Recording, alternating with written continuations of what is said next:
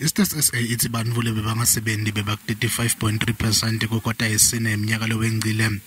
Lokusho ukuthi bantfu labangasebenti bebang 7.9 million. Sibalo sebantfu labangasebenti sehle nga 0.4%.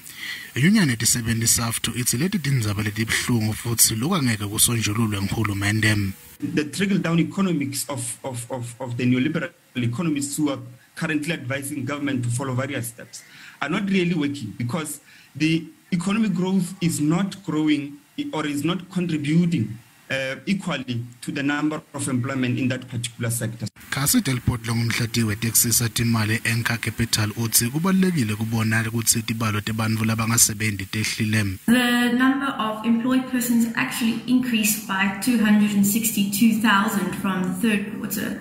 However, due to a bigger increase in the labor force, so i.e. more people are willing to work or return to work, the unemployment rate actually climbed from 34.9% in Q3 to 35.3% in the fourth quarter. Bantfu labasekati labamnyama ngibo labatsindzeka kakhulu.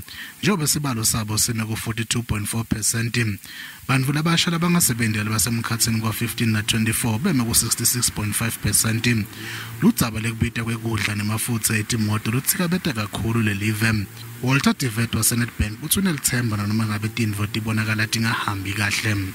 As the world and South Africa open up in 2022 and all the COVID restrictions hopefully is relaxed, unemployment should slowly start creeping lower.